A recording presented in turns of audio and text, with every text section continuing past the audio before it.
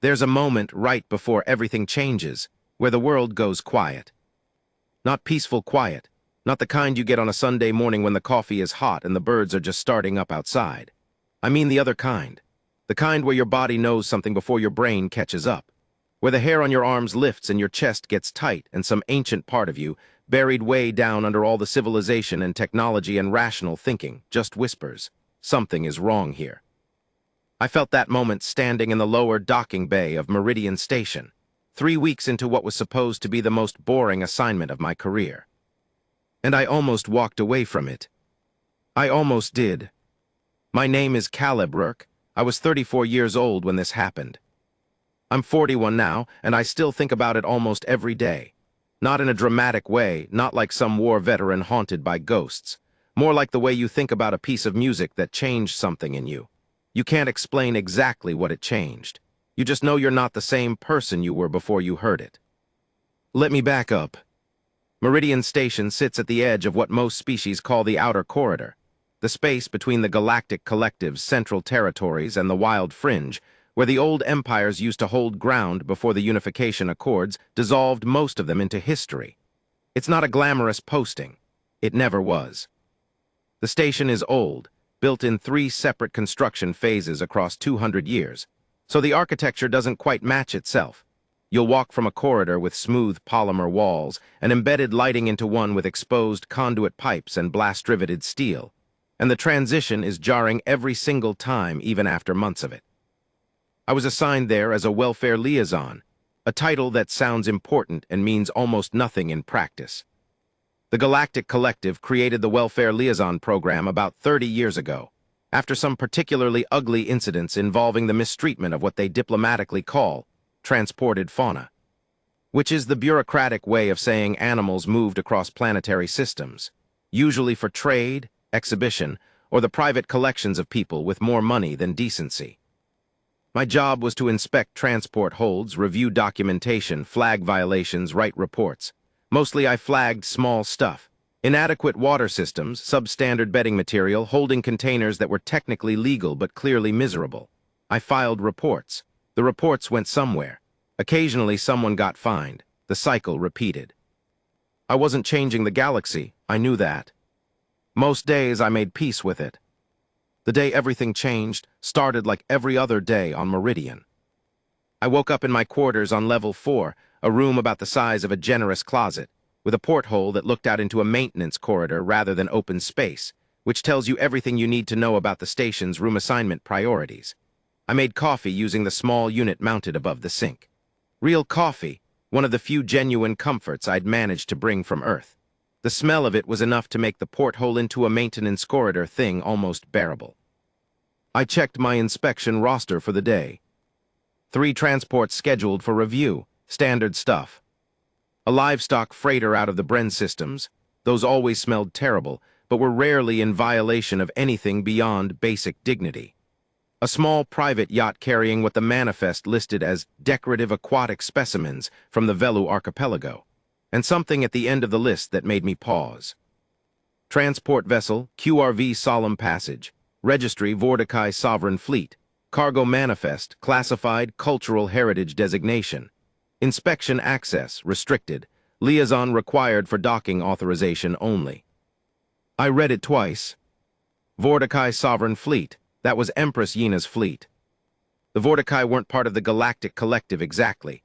They occupied this complicated middle space of allied sovereign state, which meant they had to follow some rules but not others, and the rules they didn't have to follow were usually the ones that mattered most. Empress Yena had been ruling the Vorticai for something like 240 years, which sounds impossible until you understand Vorticai biology. They live long. Not immortal, just very, very long. And 240 years of rule had made her into something closer to a myth than a person in most of the galaxy's imagination. The classified cultural heritage designation on the manifest was a legal shield. It meant whatever was on that ship, I wasn't supposed to ask too many questions. I was supposed to confirm the transport arrived safely, sign the docking authorization, and move on. I almost did exactly that. I got dressed, clipped my welfare liaison badge to my jacket, the badge that grants access to docking bays and transport holds. the badge that most people treat like it's made of tissue paper, and I went down to Bay 17. Bay 17 was different from the civilian docking areas. Most of Meridian's bays are loud, constantly. The noise is layered machinery, voices in a dozen languages, the hiss and clank of docking clamps, the whine of freight lifts, somewhere always a being arguing with a customs official about something. You stop hearing it after a while. It becomes the station's ambient sound, like the hum of life support that you only notice when it stops. Bay 17 was quiet. Not peaceful quiet. You understand the distinction by now. The bay had been cleared. No regular dock workers. No civilians. The usual cluster of beings who hang around the bays doing legitimate and semi-legitimate business gone. In their place stood soldiers. Vorticai Royal Guard, 12 of them, positioned in a formation that wasn't quite a perimeter but wasn't quite casual either. They wore the deep indigo armor of the Queen's personal forces, and each one of them was carrying a containment lance, a weapon I'd seen in documentation but never in person. Long, two-handed, with the distinctive amber charge coil running the length of the shaft. They're designed for high-yield stasis application, not for stunning a person, for stopping something considerably larger. The solemn passage was docked and sealed. It was a mid-sized transport, not a warship, not a freighter exactly, something in between, purpose-built for specific cargo from the look of it. The hull was dark, almost black, with Vorticai script running along the port side that I couldn't read but recognized as ceremonial phrasing from images I'd seen in briefing files. Standing at the foot of the gangway was a Vorticai officer I hadn't seen before. Tall, they're almost always tall, with the silver rank markings of a fleet commander on his collar. His name, I would learn later, was Commander Drail Saveth. He was watching me approach with the particular expression of someone who has already decided this interaction is going to be a waste of his time. "Liaison Rourke," he said. He'd looked up my name in advance. Points for preparation, I suppose. "This is a courtesy stop. The solemn passage requires docking authorization and resupply only. Your inspection access has been noted as restricted under Clause 14 of the Vorticai Cultural Heritage Protections." "Good morning," I said. "I'm aware of the clause." "Then we understand each other." "We do," I said. "I still need to do a visual perimeter." He didn't respond immediately, just looked at me with those pale Vorticai eyes, almost colorless, with a faint blue ring at the iris edge. I'd read that the Vorticai evolved on a world with very low light, which is why they're so unsettling to look at directly. Something about the eyes not quite reflecting light the way you expect. "Visual perimeter," he repeated. "Standard protocol. I don't need to enter the hold. I just need to confirm the transport is structurally sound for extended docking and that the cargo manifest is consistent with what I can observe externally. It's in the Meridian docking agreement that Vorticai vessels sign when they request berth." He knew I was right. You could see it in the slight tightening around his jaw. He stepped aside. I did my perimeter. The ship looked fine. No structural damage, no visible leaks. The hull temperature readings on my scanner were within normal variance. I was almost done when I reached the aft section, and my scanner picked up something unusual. A sound. Not a mechanical sound, not the ship settling or the environmental systems cycling. Something organic. A low, resonant vibration that I felt more in my chest than heard with my ears. And underneath it, so faint I second-guessed myself, something that might have been breath. Very slow breath. The kind of breathing that suggests something very large. I paused with my scanner raised. "What's in the hold?" I asked. Saveth had been following me at a precise 3 meters, which I'd noted. "Cultural heritage cargo as documented." "Right, but what specifically?" "The documentation is classified." "I'm aware." I lowered the scanner and looked at the hull. "But I'm picking up life readings. That means it falls under the welfare provisions regardless of heritage classification. Clause 14 doesn't override biological welfare obligations." There was a pause. It was a very particular kind of pause. The kind where multiple calculations are happening behind someone's eyes, and you're not sure which way the math is going to land. "The cargo is alive and well," Saveth said finally. "It is being transported under the direct authorization of Empress Yina herself. The welfare provisions are being met." "Who certified that?" "I beg your pardon." The welfare provisions, who certified their being met. There should be a Vorticai fauna welfare certificate on file or a collective recognized equivalent. Can I see it? He stared at me. I stared back. The 12 soldiers with containment lances were all very still. The documentation, Savath said slowly, is being processed. That was when I knew something was wrong. Not because he said it badly, because he said it perfectly, with exactly the right level of bureaucratic casualness, like a man who has said that sentence many times before and knows it usually works. The problem was I'd been doing this job for 6 years. I'd heard that sentence in 9 languages and 4 completely different vocal structures, and it always meant the same thing. There is no documentation. I didn't push it further that morning. I want to be honest about that. I finished my perimeter, noted the discrepancy in my scanner log, wrote it up as a preliminary flag rather than a formal violation, and I walked back to my office on level 4 and sat there for a while looking at the maintenance corridor through my porthole. The smart move, the career-appropriate move, was to escalate the flag through official channels and let someone more senior handle the Vorticai diplomatic angle. That's what the protocol said. That's what my supervisor, a Bren named Sector Chief Yalun, would have told me to do. I drafted the escalation report. I got as far as attaching my scanner log. Then I thought about that sound. That slow breathing. I'd done enough transport inspections to know what different animals sounded like in holds. Small things, large things, things that were frightened and things that were sedated. I'd heard all of it. And there was something about the quality of that breathing, the depth of it, the deliberateness, that didn't sound like something sedated. It sounded like something very large and very awake that was choosing to be still. I left the escalation report in my drafts folder. I went back to Bay 17. The shift change on Meridian happens at the 18:00 mark, station time. It's a rolling transition. Different sections change over at staggered intervals to avoid the whole station going through a personnel shuffle simultaneously. Bay 17's monitoring shift changed at 18:15. I knew this because I'd spent the afternoon reviewing Bay 17's operational schedule, which is available on the station's internal management system and is absolutely not classified. I wasn't trying to sneak in. I want to be clear about that. I was going to knock on the gangway door and ask to speak to someone about the welfare documentation. That was my official and entirely legal intent. I went at 18:20.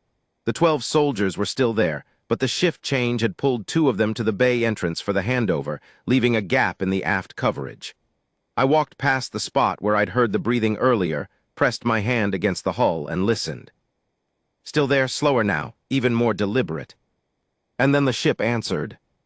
Not with sound, with something I still don't have a fully adequate word for, a sort of pressure not physical, not psychic in the mystical sense, but something your nervous system registers without your brain's participation. Like the feeling you get standing too close to a large piece of powered machinery, except this wasn't mechanical. It was aware. It came through the hull of the ship, and it found me, and it sat there in my chest like a question. I put both hands on the hull. I don't know why. It wasn't rational. But something in me responded to that feeling the way you respond when a dog in a cage makes eye contact with you across a shelter room. Your body moves before your brain decides anything. I hear you, I said very quietly to the hull of the solemn passage. I'm going to find out what's going on. 30 seconds later, a containment lance was pressed against my shoulder, and Commander Savath's voice came from about a foot behind my ear. Step away from the ship, Liaison Rurk. I stepped away. He didn't arrest me. He couldn't. I hadn't technically violated anything. Touching the exterior hull of a docked vessel isn't illegal. He could ask me to leave, which he did, and I could go, which I did. But as I walked back across Bay 17 toward the exit, I passed one of the younger soldiers. Vorticai, obviously, the height, the pale eyes, the indigo armor. He couldn't have been much more than a young adult by their reckoning, which probably meant he was in his 40s or 50s in human years. And as I passed him, he did something that surprised me. He looked at the ship. Not at me, not at Savath, at the ship, with an expression that I recognized because it's a universal expression regardless of species. It crosses every biological divide because the feeling behind it is too fundamental to be lost in translation. He looked afraid. Not of me, not of the situation. He was afraid of what was in the ship. That changed things.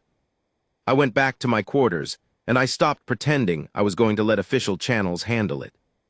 I pulled up everything I could find on the Vorticai's relationship with cultural heritage fauna, a term their legal filings used frequently.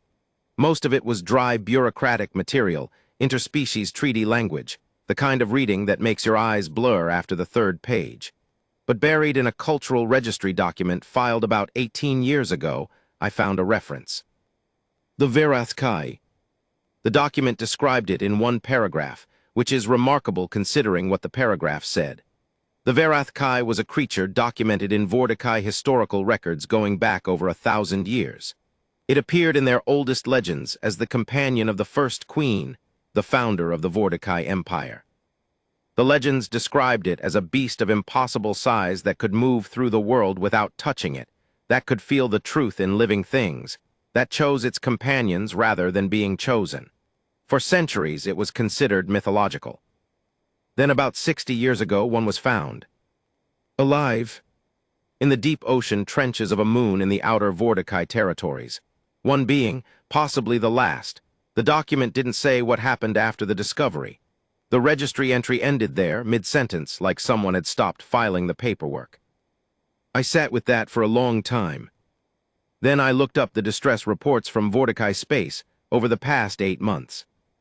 There were 47 of them, mostly routine. But 3 of them, buried in the middle of the list, were flagged with the same incident code, a code I had to cross-reference twice because it wasn't in any of my standard databases. When I finally traced it, it resolved to a Vorticai internal classification. Unauthorized departure, heritage designation. 3 times in 8 months, the same code, and the last one was filed from a research station in the Outer Territories 40 days ago. The Solemn Passage had departed Meridian's region of space 42 days ago.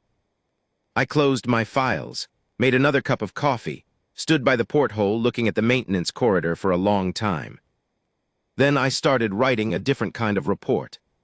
The thing about working as a welfare liaison in the Galactic Collective is that you develop relationships, not glamorous ones, not with ambassadors or admirals or the kinds of beings who make decisions at the civilizational level. You develop relationships with dockworkers and cargo managers and medical officers, and the people who run the small, unglamorous machinery of space travel. The people who are there every day in every bay at every resupply dock. One of those relationships was with a woman named Dr. Senna Farrow. Senna was the station's head of biological containment, responsible for making sure that nothing living came off a ship and into Meridian's general population that hadn't been properly cleared. She was human, originally from a colony world in the Pella system, and she had been doing her job on Meridian for 11 years. She knew more about the anatomy and physiology of transported fauna than anyone I'd ever met. I knocked on her lab door at 21:00 that night. She looked at my face when she opened it and said, "What did you do?"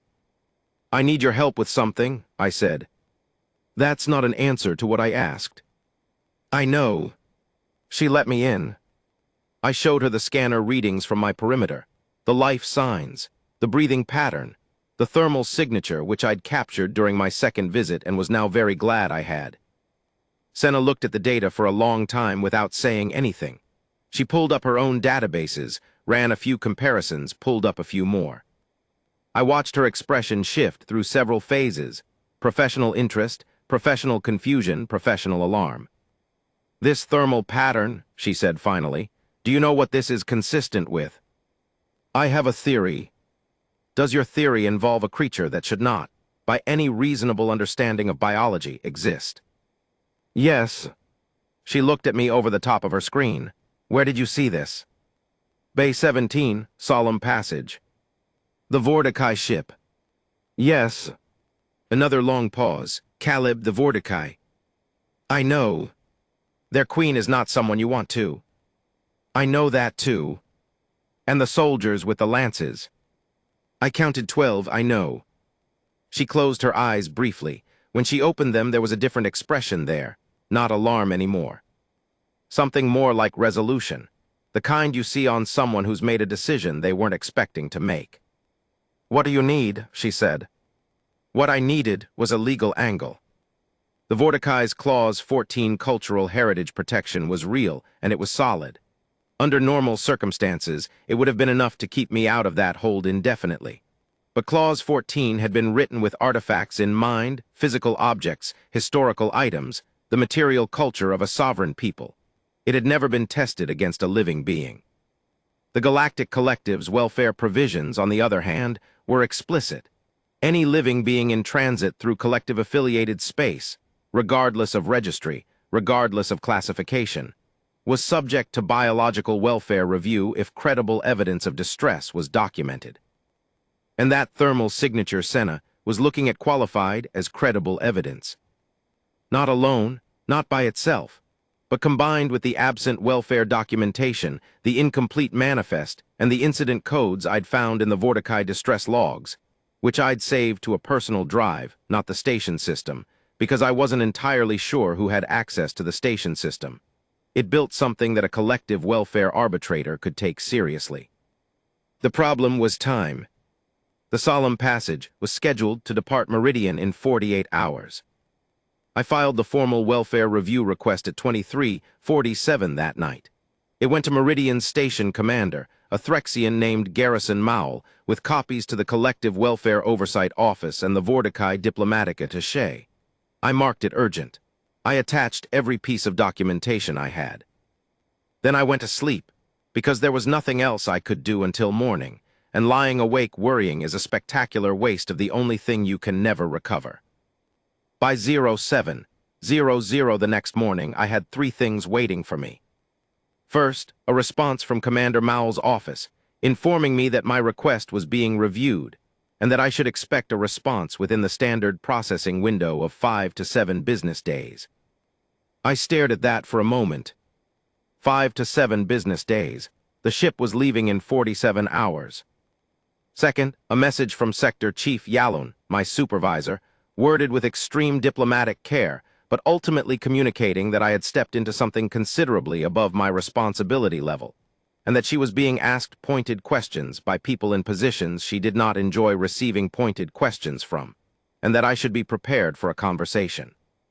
Third, a message with no sender identification, routed through what appeared to be the station's internal maintenance communication channel, the one used for reporting equipment failures, containing 3 words. Bay 17, now. I went. I've thought about this decision many times. There are good arguments for not going. It was obviously designed to get me somewhere isolated. It came from an unknown source, and I was already in enough trouble that adding wandered into a potential trap to my morning seemed unnecessary. But I went, because the other possibility, the possibility that it was someone on the solemn passage who wanted to talk, was more important to me than the risk. Bay 17 at 07:15 was different from Bay 17 the day before. The main lights were still on their nighttime dimming cycle, so the bay was lit in that particular amber gray that makes everything look slightly unreal. The solemn passage sat in its berth exactly as it had before. The soldiers were at their positions. But one of them was missing from the aft section, and standing in the shadow of a support column near the aft hull, almost invisible in the amber gray light, was the young soldier I'd noticed the day before, the one who had looked at the ship with that expression. I walked toward him. He watched me come. When I got close enough to see his face clearly, I could see he was doing something that took a certain amount of courage. He was standing there waiting for me against whatever orders said he shouldn't be. "You filed the welfare review," he said. His standard was precise, careful, like someone who learned it formally rather than conversationally. "I did," I said. "It won't be processed in time." "I know." He glanced toward the main entrance of the bay. "My name is Gardrank Pelith Soren. I have been assigned to the solemn passage for 3 weeks. I have followed my orders." He stopped. Something moved through his expression. "I cannot do so for the remaining 47 hours." I waited. "The Verathkai," he said, "is dying." The word landed in my chest, like a stone into still water. "How do you know?" I asked. "Because I have been in that hold," he said. "Every day for 3 weeks I bring the water. I bring the food when it takes it, which it has not done in 6 days." He looked at the hull.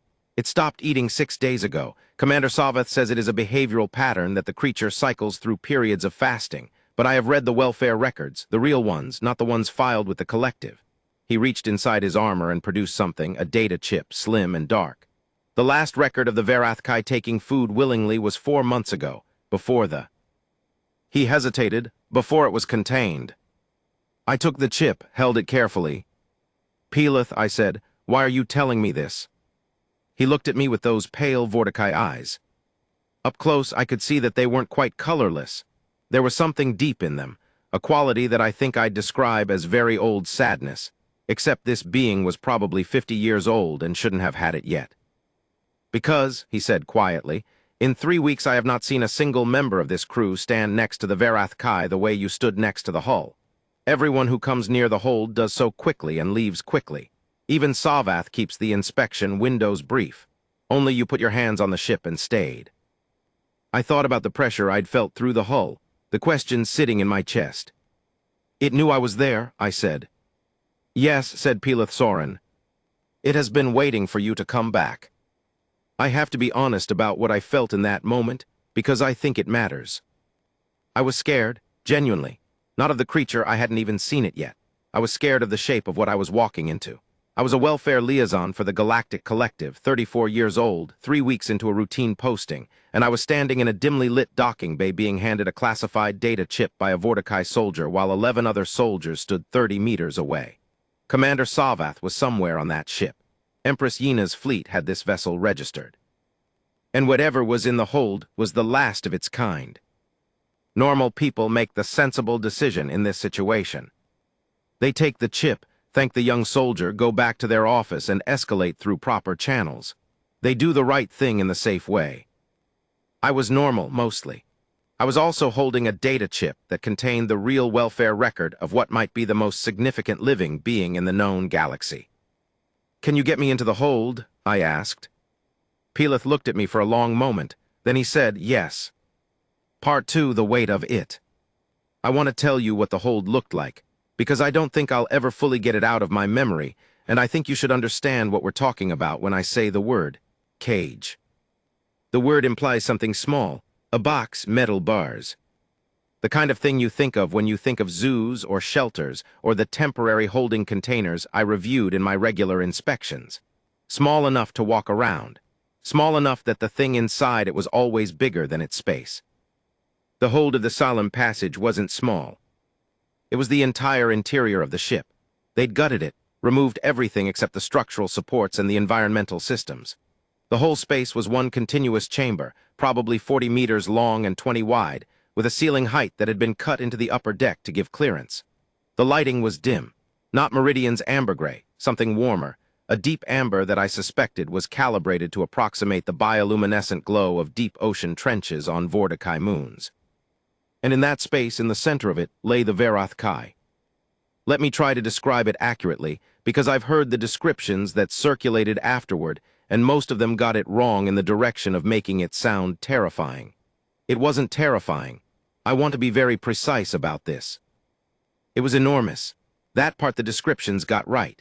Somewhere between 12 and 15 meters long in its current resting position, which was coiled not like a snake, but more like the way a large dog circles before lying down, head toward its own flank, the body folded into itself. The basic form was bilateral and roughly vertebrate, but the comparison to any Earth animal breaks down quickly. The closest I can get is to say that it had the structural quality of something that evolved in deep water and came up. Long, fluid, with a musculature that looked designed to move through resistance rather than across flat ground. The surface was not scaled exactly, more like layered plates of something that was almost biological, but had a quality of mineral density, dark gray-green, that caught the amber light and held it. The head was large, proportionally larger than you'd expect. The eyes, and there were 4 of them, arranged in a slight arc across the upper skull, were closed. But when Peleth opened the hold door, and I stepped inside, they opened. Not quickly, not suddenly. They opened the way a very old being opens its eyes when it already knew you were coming. Slow. Deliberate. The eyes were amber. Deep, still amber, the exact color of the hold lighting, and I don't know if that was a coincidence or if the ship's designers had calibrated the lighting to match the creature's eyes specifically. But the effect was that when it looked at you, it felt like looking into a source of light rather than a reflective surface. It looked at me, and I felt it again, that pressure, that question in the chest feeling I'd felt through the hull.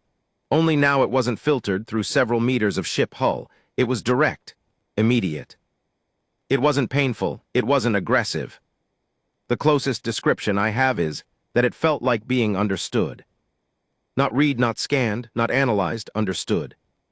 Like something was looking at the whole of me, not just the surface, not just what I was projecting, and taking it in without judgment. The way you feel sometimes when you're very tired and very honest with someone who knows you well. I stood there for probably 30 seconds without moving or speaking. Peleth was behind me near the door, very near the door. I could hear his breathing, which was faster than mine. "Hello," I said to the Verathkai, because I didn't know what else to say and silence felt wrong.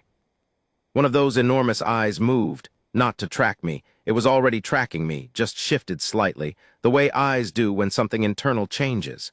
Like hearing a word in a language you thought you'd forgotten. I walked toward it slowly. Not timidly, I didn't want it to read me as timid. Somehow I was already certain it would read me that way, but carefully. The way you approach anything that deserves respect. The floor of the hold between me and the creature was clean. Too clean. The kind of clean that happens when a space is being maintained with obsessive attention to the surface while something deeper is being ignored. I could see a water delivery system along the far wall, large capacity tanks with a gravity distribution network. I could see a feeding station, a mechanical system designed to deposit organic material at set intervals. Both were intact and functional. The Verathkai was not eating. As I got closer, I started to see what Peleth's data chip had begun to describe. The creature's color was wrong. Not dramatically, not in a way that would be obvious in a quick inspection, but the gray-green of its plates had a dry quality, a dullness that deep ocean creatures get when they've been out of their optimal environment too long. And there was a slight irregularity in the breathing that I hadn't been able to detect through the hull, a hitch, very faint, every third or fourth exhale, like something that hurt. I stopped about 2 meters away. I didn't go closer. Not because I was afraid that pressure feeling hadn't stopped, and I realized it was distinctly not threatening, but because it seemed right to stop. To let it be the one that closed the remaining distance if it wanted to. It did. Slowly. A shift of weight that moved its head perhaps half a meter closer to me, the neck extending slightly from its folded position. The movement was unhurried and precise, like everything about it seemed to be, and when it stopped, one of its eyes was about a meter from my face. I could see myself in it, in the amber depth of it. "I see you," I said very quietly. "I'm going to do everything I can." The hitch in the breathing stopped. For about 30 seconds it breathed completely evenly. Then Commander Savath's voice came from behind me like a blade. "Get away from the animal." He was at the hold door. I hadn't heard it open. He was in full armor, which meant he'd been alerted, probably by a sensor I'd missed. 3 more soldiers were behind him, one of them with a containment lance already charged, the amber coil glowing. I didn't move. "Liaison Rurk," his voice was carefully controlled. "Step away from the Verathkai and exit the hold." "Commander," I said without turning around, "this animal is in medical distress." "Your assessment is not. It hasn't eaten in 6 days. I turned then, not because I felt safe, I didn't, but because I needed to be looking at him for this part. "I have documentation of its last voluntary feeding 4 months ago. That's in your own records, Commander, the ones you filed internally, not the ones you gave Meridian's customs office." "I have a copy." The silence that followed was the particular kind that happens when someone realizes that the ground they thought was solid has turned out to be ice. "You don't understand what you're involved in," Savath said. And here's the thing, his voice was different now, not threatening, something else. Something that was almost warning. The tone of someone who knows something terrible and is trying to communicate its weight without being able to say the words. "Then explain it to me," I said. "You cannot be told." "That's not an answer." "It is the only answer I'm authorized to give you." He took 2 steps into the hold. Behind him, the soldier with the charged lance stepped with him. "This creature belongs to Empress Yina. It has belonged to the Vortikai crown for 60 years. It is being transported under direct royal authorization. Your welfare review is outside the scope of. Your welfare documentation doesn't exist, I said. You know that, I know that. The collective arbitrators are going to know that when I submit what I have, and I've already submitted a preliminary package. I paused. I'm not trying to take this creature from you. I'm not trying to create a diplomatic incident. I'm trying to help it stay alive. Those are different things. Saveth stopped walking. The soldier behind him held position. Empress Yina, he said slowly, does not accept interference in matters of the crown. I understand that. What you are doing could be construed as, I know, an act of aggression against a sovereign. I know that too. He stared at me, I stared back. The Verathkai breathed. Part 3, the Empress. The message came 6 hours later. I was in my office, having spent the intervening time being formally detained, not arrested, not charged, but retained in station custody pending diplomatic review, which is what it sounds like, a polite cage while important people argue about you. Senna had been notified. Yalun had been notified. A collective legal representative was supposedly en route, which in practice meant somewhere between 4 hours and 4 days. I used the time to review Pelith's data chip on a borrowed scanner and write the most detailed welfare documentation report I'd ever produced in 6 years of work. The message came through the station's official diplomatic channel, which meant it was authenticated and logged and completely visible to everyone with the right clearances.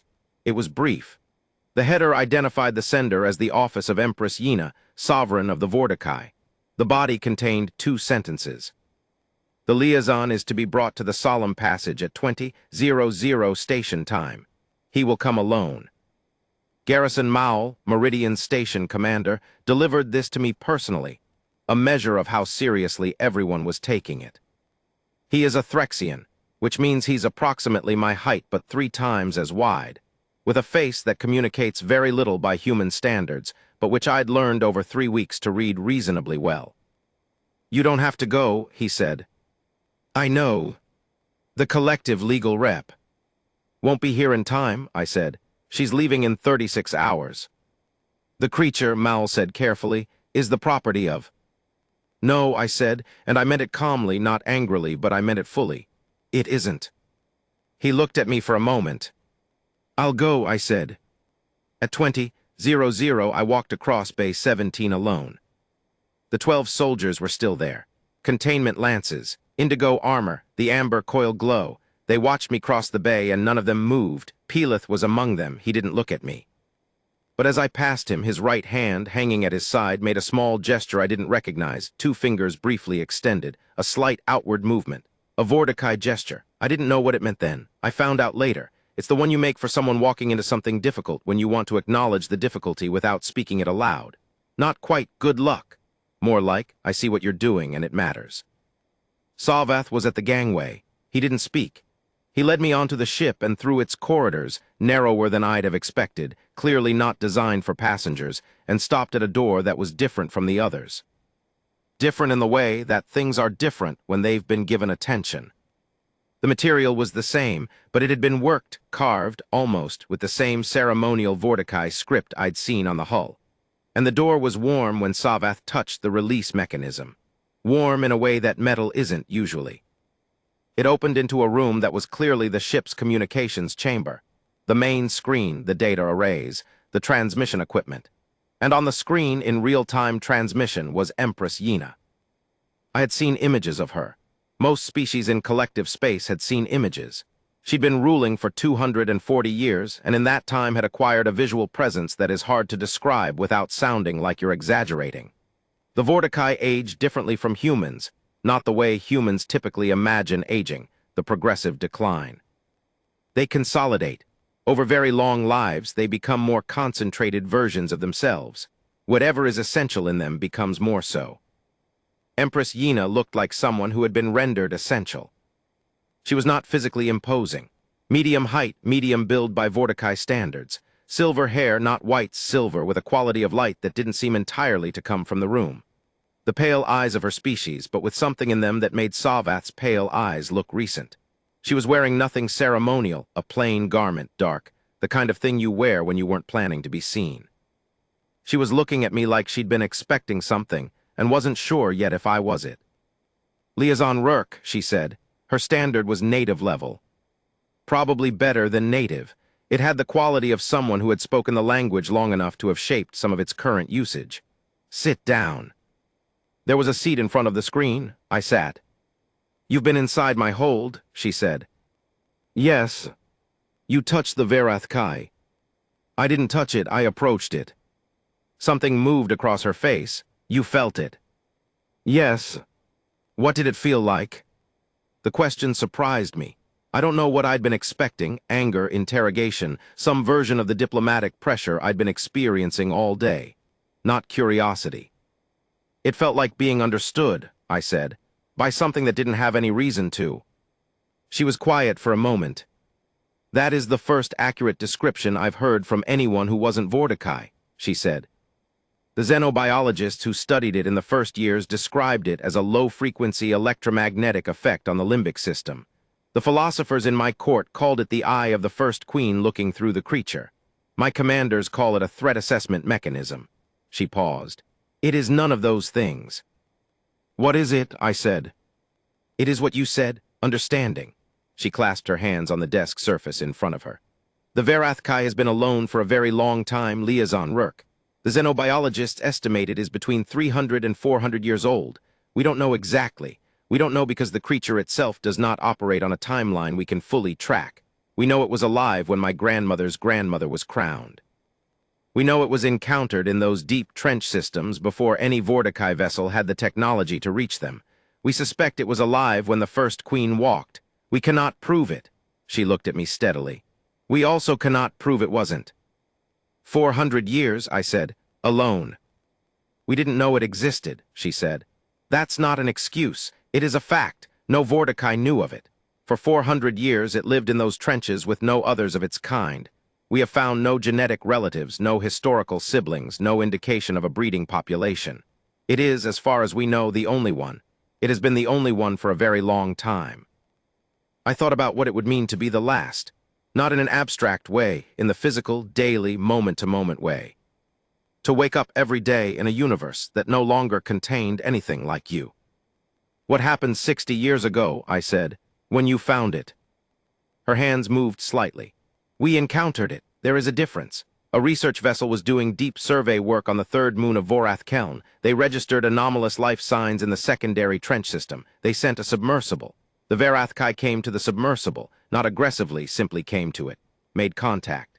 The crew of that submersible described it as, and I'm quoting the official log, the feeling of being known by something infinitely patient. The same thing I'd felt through a ship hull. My grandmother was reigning at the time, she continued. She made the decision to bring it to the Vorticai home system, to a habitat that was designed specifically for it. A sealed portion of the Northern Ocean, 20 kilometers across, designed to replicate the trench environment as precisely as our technology allowed. She believed it was a sacred responsibility, a duty of care. The first queen's companion returned. And the Verath Kai, I said carefully, did it agree to come?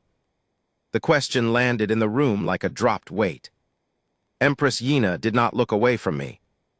My grandmother believed, she said slowly, that it did not object. That's not the same thing. No, she said, it is not. She told me the rest over the next hour. The Verath Kai had lived in the Vorticai habitat for 50 years without incident. Not happily, there had been documented behavioral changes, periods of reduced activity, changes in feeding patterns. But it survived. It even, the researchers noted, seemed to improve during visits from Vorticai who worked with it regularly. Something about extended contact with living beings that interacted with it over time. 10 years ago, Empress Yina took the throne. She continued the habitat program. She commissioned further research. She approved the construction of an expanded habitat, larger, deeper, with more sophisticated environmental systems. 8 months ago, the Verath Kai left. Not escaped, left. The habitat systems recorded it moving to the boundary barrier, and then the barrier simply ceased to be a barrier. The Verath Kai's interaction with the containment system was not forceful. The systems just stopped, as if the technology couldn't maintain its purpose in the face of whatever the creature was. It was tracked for 6 weeks as it moved through Vorticai space. It was moving consistently in one direction, toward the outer territories, toward the trench system where it had been found. Going home. 3 attempts were made to redirect it. The second 2 involved containment-class vessels. They failed. The Verathkai did not respond to the vessels with aggression. It simply moved around them, through them in a sense, as if they weren't entirely real to it. On the 7th week, it was found in a distressed condition in a shipping lane in the outer territories. Not injured, the xenobiologist's best assessment was that the transition from the habitat environment to open space had taken a physiological toll that the creature was struggling to compensate for. It had been in the habitat for 50 years. Its systems had adjusted. It needed more time to readjust to open conditions than it had apparently anticipated. It was, in a word, lost. We brought it aboard the solemn passage under medical protocols, Yina said. The intention was care and stabilization and return to the habitat. She stopped, started again. The intention was also, I will be honest with you, Liaison Rourke, the intention was also that it not leave again. You were going to improve the containment, I said. We were going to make it impossible to leave. Not a habitat, I said, a cage. She didn't answer, which was its own kind of answer. Why is it not eating? I said.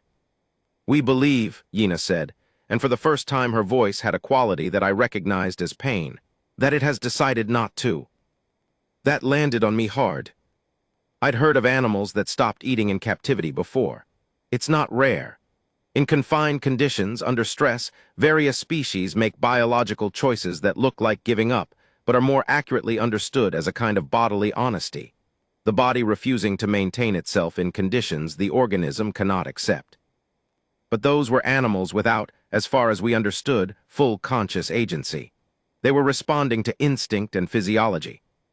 The Verathkai was 400 years old, possibly more. It had navigated incomprehensible loneliness for the better part of that time. It had made a choice to try to go home. It had been found and contained again, and now it was not eating. It's not giving up, I said. It's making a decision. Yina looked at me. It's telling you something, I said. The same way it told me something through the hull of this ship. It understood what I was. It understood I was there. It's been communicating the whole time, and no one was listening in a way that counted as listening. We have researchers who study its communications. I know that's not what I mean. I leaned forward slightly. Your researchers study it. Your guards move quickly and leave quickly. Your commanders keep inspection visits brief. Nobody, I stopped, trying to find the right way to say it. Nobody just stays. Yina was very still. It's been alone for 400 years, I said. And for 60 of those years it's been in a habitat surrounded by beings who are studying it, containing it, categorizing it. That's not company. That's a different kind of alone. The room was quiet. Outside, somewhere in the hold beyond the corridor, the Verathkai breathed its slow, hitched breath. What are you asking me to do, Liaison Rourke? Yina said, and her voice was no longer the voice of an empress conducting a diplomatic conversation. It was the voice of someone genuinely asking. Let it go home, I said. Let it go back to the trench. Fix whatever medical problems it has from the transition. You have the resources. You have the best xenobiologists in Vortikai space.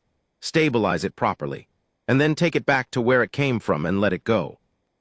It could die in the trench, she said, if its physiology has changed too much. It could die in this hold, I said. Another silence. The cultural significance, she said. The connection to the first queen. The Verathkai isn't a symbol, I said. It's a being, 400 years old, possibly the last of its kind, and it's telling you as clearly as it can tell you anything that it wants to go home.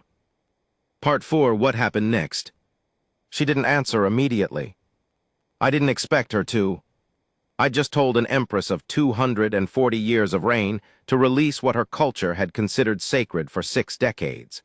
That wasn't the kind of decision that happened in a moment. She closed the transmission. I sat in the communications chamber for a while.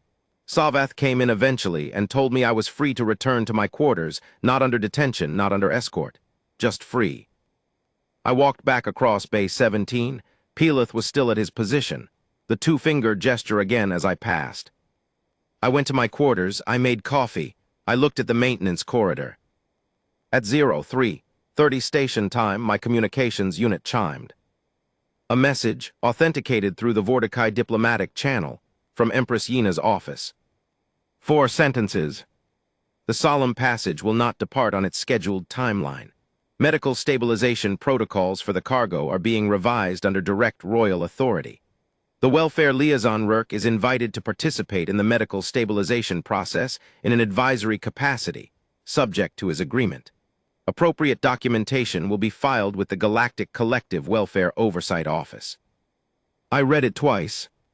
Then I wrote back one word, yes. The next 3 weeks were unlike anything else in my career. Senna joined the stabilization team. Yina authorized it without much resistance, and I think partly because she recognized Senna's credentials, and partly because she decided that if she was going to do this properly, she was going to do it with people who actually knew what they were doing. Pelith was reassigned from guard duty to the welfare team at his own request, which Savath approved with a stiffness that suggested he disapproved, but had been overruled from above. He worked on the Verathkai's environment first. The hold wasn't wrong exactly, but it was optimized for transport rather than healing, and those are different things. Senna adjusted the water vapor content of the environmental systems. The creature's biology showed deep ocean adaptation that needed higher atmospheric humidity than the ship was providing. I sourced certain mineral additives that the trench environment would have supplied naturally, and that the ship's food delivery system wasn't accounting for. The Verathkai watched all of this with those 4 amber eyes, not passively, attentively. There was something in the quality of its attention that shifted as we worked. Hard to describe, like the difference between someone watching you from wariness and someone watching you from interest. On the 4th day, it ate. Not a lot, a cautious amount, but it ate. I was in the hold when it happened. I didn't make a big deal of it. I just said, quietly, good. And one of those enormous eyes moved in what I had learned by then to recognize as the Verathkai's equivalent of acknowledgement. Pelith, standing near the door, made a sound I hadn't heard from a Vorticai before. A brief, involuntary exhale that I think, in English, you'd call a sigh of relief.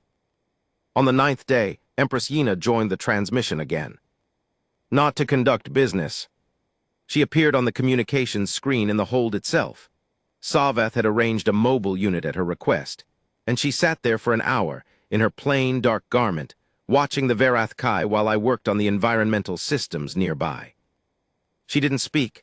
Neither did I. The Verathkai was aware of her presence. Its attention moved toward the screen in that distinctive way I'd learned to read. It looked at her for a long time. Then it did something. It moved. Not toward the screen was on the wrong wall. It moved toward the wall that on the other side had the Vorticai royal crest mounted on the ship's hull, the ceremonial side of the ship, and it placed one large appendage, not quite a limb, not quite a fin, something between, against that wall. And the pressure feeling, the question in the chest that I'd come to recognize as its form of communication, came through the hold in a wave that was different from anything I'd felt before. It wasn't a question this time. It was something like, I know you, I have always known you. Yina on the screen went very still. Her voice when she spoke was very quiet. My grandmother told me about a feeling she'd had once when she visited the habitat early in the first years. She said it was like being recognized by something that had no reason to know her. She paused. I thought she was speaking poetically. It isn't poetry, I said. No, said Yina, it isn't. We finished the medical stabilization on the 18th day. The Verathkai's feeding had normalized. The hitch in its breathing was gone. Its coloration, that gray-green, had deepened, become more vibrant, a sign Senna confirmed was consistent with improved physiological health across the taxa we could compare it to. It was strong enough to travel. The question was, where? Yina had been clear that she was authorizing release. She had signed the documentation. It was filed with the collective. The welfare violation flags I'd raised were resolved not through dismissal, but through compliance, real compliance, with genuine oversight. The documentation that hadn't existed was now being created properly, retroactively where legally permissible, prospectively where not. But the trench was 6 weeks of travel from Meridian. The solemn passage could make the journey. The question was whether it should. Pelith raised it in one of our team sessions. He'd become remarkably direct over the 3 weeks. I think the process of acting against his orders and being vindicated had unlocked something in him. If we return it in the solemn passage, he said, we return it in the same ship it was contained in, to the same vessel it tried to leave. He was right. The Varathkai's relationship with this ship was complicated. The ship represented containment. Even if we traveled to the trench together, arriving in this hull might not be the right ending. I brought it to Yina. She thought for a long time. There's a Vortikai research station, she said finally, in the outer territories near the trench system. It's been unmanned for 12 years. We decommissioned the research program when the Varathkai was moved to the habitat. But the station is intact, and it has a deep-water deployment bay. She paused. We could take the solemn passage to within range of the station, transfer the Varathkai to a transport that's never been a containment vessel, a standard survey ship, and deploy from there. Does the Varathkai need to be deployed, I said, or does it need to be given a choice? She looked at me for a long moment. Both, she said. I asked to be on the survey ship for the final leg. Yina authorized it. Savath objected. Savath was overruled. Savath accepted the ruling with the precise, controlled dignity of a man who has learned that the argument is over even when he hasn't stopped disapproving. Peleth was on the survey ship too. He'd requested transfer to the Outer Territories Research Station, a position that was largely symbolic since the station was unmanned, but Yina had agreed and it would be remanned now. Someone had to be there. He'd made the case that he'd earned the posting. He had. The transfer from the solemn passage to the survey ship was the most careful 3 hours of my professional life. We'd prepared for it meticulously, environment maintained, no sudden changes, every transition smooth.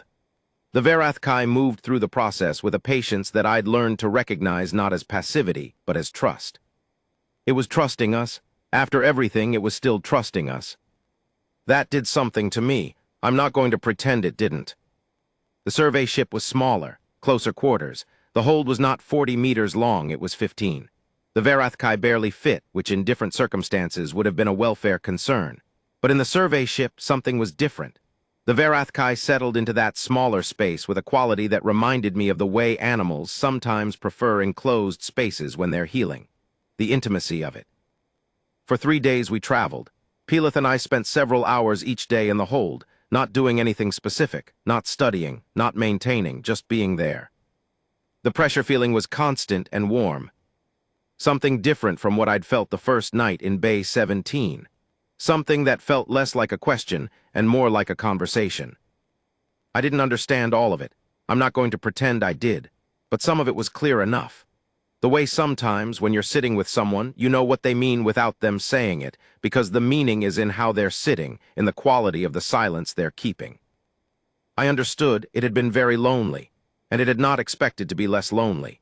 And it was, in some way it hadn't anticipated, less lonely now. Even in the middle of everything that had happened, the containment, the ship, the months of not eating, the endless wrong, something had happened that it hadn't expected. Someone had put their hands on the hull and stayed. Part 5, the water. The trench system of the third moon of Vorath-Keln looks like what you'd expect a deep ocean moon to look like, which is to say it doesn't look like anything your eyes are designed for. We were in the deployment bay when we arrived. The bay doors were open to the moon's ocean, cold, dark, with the particular quality of very deep water that makes everything that exists in it feel ancient. Through the sensors, we could track the topography of the trench system. Those vast descending canyon walls, the bioluminescent organisms that lived in the middle layers, the absolute dark of the deepest points where pressure alone would explain why something extraordinary had survived down there for 4 centuries. The Varathkai was awake. More than awake, there's a quality of alertness that living things have when they're in the presence of something they've been away from for a very long time. You see it in humans coming home after years away. Something in the posture, in the quality of attention, that's different from ordinary wakefulness. It was facing the open bay doors. Its color had changed. Even in the 3 days since we'd left the solemn passage, the gray-green had deepened further, and now there were undertones in it I hadn't seen before, a deep blue, barely visible, running along the plates near the neck and shoulders. Senna said it was a stress response pigmentation. I think it was something simpler. I think it was recognition. There was no ceremony. Yina had offered it. she'd wanted to transmit for the deployment, have the moment recorded, make it significant in the ways that Vorticai culture marks significant things. I had suggested, gently, that the moment might not benefit from ceremony, that the right way to release something was quietly. She had agreed. I think she'd been relieved to agree. I was standing at the edge of the deployment bay with Pilith beside me. The water was 4 meters below us, black and cold. The Verathkai moved to the edge. It stopped there, not hesitating. It didn't feel like hesitation, more like the pause before something final, the kind of pause that acknowledges the weight of what's about to happen. It turned one of its eyes toward me. That pressure feeling one last time. Not a question, not even a full statement, something smaller and more essential than either. Thank you. Then it went into the water. Not with a splash, not dramatically. It went with the smooth inevitability of something returning to where it belongs. One moment it was at the edge, the next the dark water had it, and it was moving down, into the trench, into the dark, toward the places where 400 years of solitude had shaped whatever it was. We watched the sensors until the life signs faded below their detection threshold. Pilith said something in Vorticai. I didn't ask him to translate it then. Later, when I did, he told me it was something you say when someone has gone somewhere they needed to go. Not quite goodbye. More like, travel well and find what you were looking for. I stood at the edge of the deployment bay for a long time after the sensors went quiet. The moon's ocean moved below us, dark and cold and incomprehensibly deep. Somewhere down there, something 400 years old was going home. Ending. I'm 41 now, as I said at the beginning. I still work for the Galactic Collective Welfare Oversight Office, not as a liaison anymore. My title changed about 2 years after the Solemn Passage case, and my scope of work changed with it. There's a standing interspecies welfare protocol now, covering all collective-affiliated space, including sovereign allies, that requires living beings to be explicitly distinguished from cultural artifacts in all heritage protection filings. It took 18 months to negotiate. Saveth was one of the Vorticai representatives in the room when it was signed. He and I have a complicated professional respect for each other now. I don't think he likes me. I think he understands me, which is different. Pilith Soren is still at the Outer Territories research station on the 3rd moon of Vorathkeln. He's been there for 7 years. He tells me the station has been expanded, a full research team now, focused on the deep trench ecosystems. Non-invasive study, observation without interference. They've registered life signs from the Verathkai 4 times in 7 years, not close to the surface. Deep down in the dark, where the pressure is enough to make the math of biology seem improbable. They have no footage, no close data. They can tell it's alive from the signature of the readings. That's enough. Empress Yena sent me a communication on the 1st anniversary of the deployment. It wasn't long. It said, among other things, that the First Queen's legends described the Verathkai not as a beast or a companion or a symbol, but as a witness, something old enough and aware enough to hold the memory of a people's earliest years. And that perhaps, the Empress wrote, the obligation to a witness is not custody but continuation, the ensuring that the witness goes on, in the conditions that allow it to witness. She said she had found this a useful reframing. I wrote back and said I thought it was exactly right. I think about that moment in Bay 17 sometimes, the first time. Standing in the amber-gray light with my hands on the hull of a ship that held something impossible, and feeling that question in my chest. I think about how close I came to not answering it, how easy the other path was. File the escalation, let someone senior handle it, move on to the next inspection. Keep your head down. Don't create diplomatic incidents over classified cargo that isn't technically your problem. I think everyone has moments like that, not with creatures from deep ocean trenches, not in docking bays on outer corridor stations, but structurally identical moments. Moments where something on the other side of a wall is asking to be heard, and the sensible, career-appropriate, minimal conflict response is to keep walking. I'm glad I stopped. I'm glad I put my hands on the hull. I'm glad I stayed. Because here's the thing I've come to understand. In the 7 years since I stood at the edge of a deployment bay on a cold, dark moon and watched something ancient go home. We didn't save the Verathkai. Let's be precise about this. We didn't rescue it. We didn't triumph over evil. We didn't arrive as heroes. We found a situation we had helped create, and we made it slightly less wrong, and then we got out of the way. What saved the Verath Kai? If saved is even the right word for something that was entirely capable of surviving on its own terms, was something much simpler. Someone listened, not to data, not to documentation, not to the political calculus of sovereign states and cultural heritage clauses. Someone listened to a slow breathing in the dark, and instead of walking away, they stood there and said, "I hear you, I'm going to do everything I can." And that small, unremarkable, infinitely difficult thing turned out to be enough.